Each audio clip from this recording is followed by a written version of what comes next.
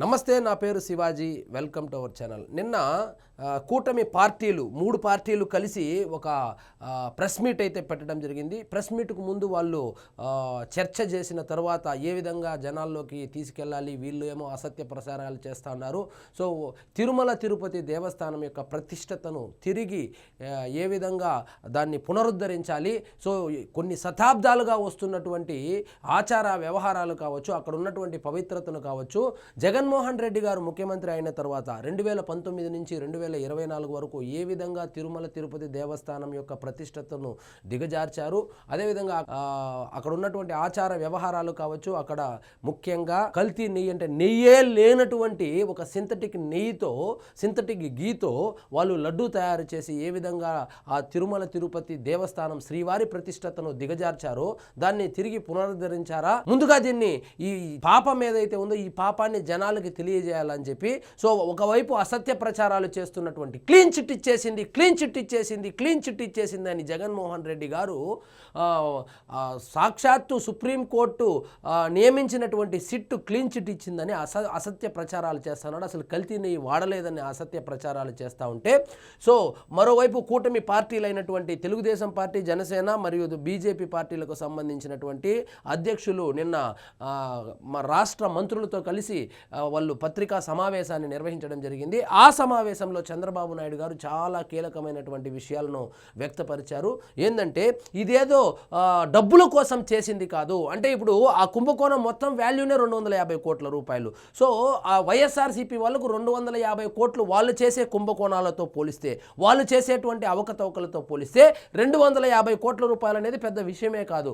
కానీ హిందువుల మనోభావాలతో ఆడుకోవాలని, శ్రీవారి ప్రతిష్టతను దిగజార్చాలని అప్పటి ఈవోగా పనిచేసినటువంటి ధర్మారెడ్డిని వాడుకొని అప్పటి ముఖ్యమంత్రి జగన్మోహన్ రెడ్డి గారు, అంటే ఇప్పుడు జగన్మోహన్ రెడ్డి గారి పేరు ఎందుకు వస్తుందంటే అసలు ధర్మారెడ్డిని ఈవోగా పెట్టిందే జగన్మోహన్ రెడ్డి గారు కదా. సో ఒకసారి ఒక రోజు లేదా ఒక వారము ఆ కల్తీ తప్పు జరిగింటే సరే, అది క్షమించచ్చును, అది మానవ తప్పిదమే అనుకోవచ్చు. కంటిన్యూస్గా వాళ్ళ అధికారం ఉన్నన్ని రోజులు అదే నెయ్యిని, అది కల్తీ నెయ్యి అని తెలిసినా కూడా వాడారు అంటే ఇక ఏమనుకోవాలి. సో చంద్రబాబు నాయుడు గారు అయితే నిన్న చాలా కోపంగాను భావోద్వేగంతోనూ మాట్లాడడం జరిగింది. సో ఇక్కడ చూడండి, వెంకన్నకు మకిలి అంటించే మహాకుట్ర సొంత మనిషి ధర్మారెడ్డి ద్వారా జగన్ అమలు చేశారు. ఈ ఈవో ధర్మారెడ్డి ఎవరు అనుకున్నారు? జగన్మోహన్ రెడ్డి గారికి అత్యంత సన్నిహితుడు, జగన్మోహన్ రెడ్డి గారి ఇంట్లో మనిషి లాంటి వాడు, అందుకే ఆయన్ని అక్కడ ఈవోగా చేశారు. జగన్మోహన్ రెడ్డి గారి వాళ్ళ తన నాన్నగారు కూడా ఆయనకి ఈవోగా ఇచ్చారు. ఎక్కడో మన రెవెన్యూ డిపార్ట్మెంట్లో ఉండే ఆయన్ని తీసుకొని వచ్చి తిరుమలలో పడేశారు. సో ఎందుకంటే మన మనిషి అక్కడ ఉంటే మనకు కావలసినటువంటి కార్యక్రమాలు చెక్కబెడతాడనేటువంటి ఉద్దేశంతో ఆ ఈవో ధర్మారెడ్డి గారిని అయితే అక్కడ నియమించడం జరిగింది.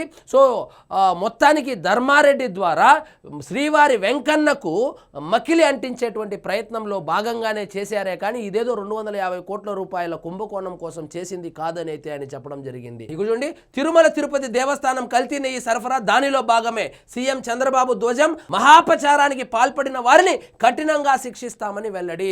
వీళ్ళను గనుక శిక్షించకపోతే దేవుడు మమ్మల్ని శిక్షిస్తాడు, ఖచ్చితంగా ఎట్టి పరిస్థితుల్లోనూ ఈ కల్తీ నెయ్యిలో ఉన్నటువంటి వాళ్ళను వదిలిపెట్టేటువంటి సమస్య లేదని చంద్రబాబు నాయుడు గారు అయితే చెప్పడం జరిగింది. వైకాపా ప్రభుత్వ హయాంలో తిరుమల తిరుపతి దేవస్థానానికి కల్తీ నెయ్యి సరఫరా, వెంకటేశ్వరిని అపవిత్రం చేసేందుకు పన్నిన కుట్రలో భాగమని ముఖ్యమంత్రి చంద్రబాబు ధ్వజమెత్తారు. సో ఇదేదో కుంభకోణమో లేకపోతే తప్పిదమో లేకపోతే డబ్బుల కోసం చేసిందో కాదు, ఇది పక్కా ప్రణాళికతో కుట్ర చేయాలని, శ్రీవారి ప్రతిష్టతను దిగజార్చాలని, హిందువుల మనోభావాలతో ఆడుకోవాలని చేసినటువంటి కుట్రలో భాగమేనని చెప్పడం అయితే జరిగింది. అది ఉద్దేశపూర్వకంగా మీరు పంపించిన ఈవో ధర్మారెడ్డి ద్వారా అమలు చేసిన మహాకుట్ర అని మాజీ సీఎం జగన్ను ఉద్దేశించి మండిపడ్డారు. అది కేవలం డబ్బుకు కకృతితో చేసింది కాదు, ఏదో ఒకసారి తప్పు జరిగితేనో కింది స్థాయి ఉద్యోగులు ఎవరైనా చేస్తేనో క్షమించవచ్చు, కానీ కల్తీ నెయ్యి వ్యవహారం తిరుమల ప్రతిష్టతను దెబ్బతీసేందుకు ఆయన అంటే జగన్ మనుషుల ద్వారా అమలు చేసిన పన్నాగమని ఆగ్రహం వ్యక్తం చేశారు. ఇప్పుడు ఒకటండి, ఉద్యోగులు ఈఓగా ఉన్నాయనో అక్కడ చైర్మన్కు తెలియకుండా 250 కోట్ల రూపాయల కుంభకోణానికి పాల్పడినారంటే నమ్మడానికి నమ్మశక్యంగా ఉందా ఇది? అదేదన్నా 25 రూపాయల 25,000 25 లక్షల 25 కోట్ల సాక్షాత్తు దేవుని డబ్బులు 250 కోట్ల రూపాయల కుంభకోణానికి కేవలం అధికారులు ఉద్యోగస్తులు కుమ్మక్కై చేశారంటే నమ్మడానికి ఎవరున్నారు ఇక్కడ? అలా నమ్ముతా ఉన్నారు కాబట్టి వీళ్ళు ప్రతిరోజు అసత్య ప్రచారాలు చేస్తూ ఉన్నారు. అంటే అప్పటి ముఖ్యమంత్రి జగన్మోహన్ రెడ్డి గారికి తెలియకుండా కల్తీ నెయ్యి ఆ లడ్డు వ్యవహారం ఏదైతే ఉందో ఆ నెయ్యే కానీ సింథటిక్ నెయ్యితో లడ్డు తయారు చేశారని మీరు భావిస్తున్నారా? దయచేసి కామెంట్ రూపంలో తెలియజేయండి. ఎందుకంటే అధికారంలో ఉన్నది వాళ్ళు, ప్రభుత్వాన్ని నడుపుతున్నది వాళ్ళు, ఈఓను నియమించింది వాళ్ళు, అదేవిధంగా చైర్మన్ని నియమించింది వాళ్ళు. సరే, వేరే వ్యక్తులను ఎవరినైనా నియమించాడంటే అత్యంత సన్నిహితుడైనటువంటి ధర్మారెడ్డిని ఈవోగాను, అత్యంత సన్నిహితులైనటువంటి కరుణాకర్ రెడ్డిని వైవి సుబ్బారెడ్డిని, వాళ్ళు ఇంట్లో మనుషులు లాంటి వాళ్ళని అక్కడ చైర్మన్గా చేయడం జరిగింది. సో ఇదేదో డబ్బుల కోసం చేసినది కాదు, ఇది కుట్ర చేసి పన్నాగం చేసి హిందువుల మనోభావాలతో హిందువుల దేవుళ్ళతో ఆటలాడుకున్నారని చంద్రబాబు నాయుడు గారు అయితే చెప్పడం జరిగింది. ఇక్కడ చూడండి, దేవదేవుడైన వెంకన్న సన్నిధిలో వైకాపా నాయకులు ఘోరమైన అపచారాలు చేశారు. చేసిన దుర్మార్గాలన్నీ బయటపడేసరికి వాటిని అడ్డగోలుగా సమర్థించుకోవడమే కాకుండా బూతులతో ఎదురుదాడి చేస్తున్నారు. అంటే అంబటి రాంబాబు లాంటి వాళ్ళని ప్రస్తావిస్తూ, సో ఇక్కడ లడ్డూలో కల్తీ జరిగిపోయిందని మేము చెప్పడం కాదు, మా పార్టీ నాయకులు చెప్పడం కాదు, మా క్యాడర్ చెప్పడం కాదు, సాక్షాత్తు సుప్రీంకోర్టు నియమించినటువంటి ఆ సిట్ అధికారులు వాళ్ళు విచారణ చేసి నివేదిక ఇస్తే ఆ నివేదికలో చెప్పినటువంటి అంశాలను కూడా అది కూడా తప్పని చెప్పి ఆ టాపిక్ని డైవర్ట్ చేయడం కోసం బూతులతో విరుచుకుపడుతున్నారని చంద్రబాబు నాయుడు గారు అయితే చెప్పడం జరిగింది. ఇక చూడండి, వెంకటేశ్వర స్వామి మాకి బాధ్యత అప్పగించారు.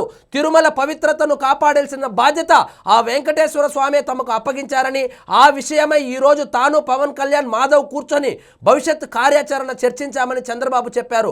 కల్తీ నెయ్యిపై భారతీయ జనతా పార్టీ ఎందుకు గట్టిగా మాట్లాడడం లేదని విలేకరుల ప్రశ్నకు మాట్లాడకపోవడం ఏమీ లేదని మిగతా మంత్రులతో కలిసి మంత్రి సత్యకుమార్ యాదవ్ విలేకరుల సమావేశంతో మాట్లాడుతూ ఉన్నారని సీఎం తెలిపారు. సో ఇక్కడ ఏంటంటే ఇది మా బాధ్యత.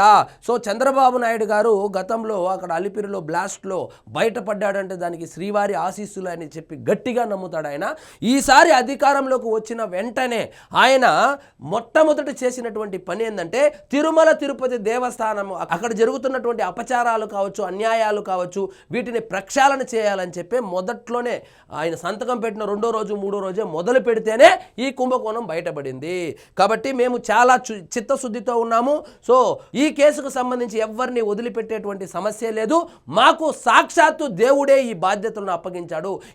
ఈ పని చేయకపోతే మమ్మల్ని దేవుడు శిక్షిస్తాడు. కాబట్టి అక్కడ పవిత్రతను, అక్కడ గౌరవాన్ని కాపాడాల్సినటువంటి బాధ్యత మా మీద ఉందని చంద్రబాబు నాయుడు గారు అయితే చెప్పుకొచ్చారు. ఏకసభ్య కమిటీ ఒకటి వేశారు. సో ఆ కమిటీ కూడా ఇక మీదట ఉన్నటువంటి ఏమైనా దీనికి సంబంధించినటువంటి విషయాలు ఏదంటూ ఉంటే ఆ కమిటీ చూసుకుంటుంది. జంతు కొవ్వు కలిసే అవకాశాలు ఉన్నాయని ఎన్డీడీపీ చెప్పింది. వీళ్ళు ఏం చెప్తున్నారు? అసలు జంతు కొవ్వు లేదు, నెయ్యే లేదు.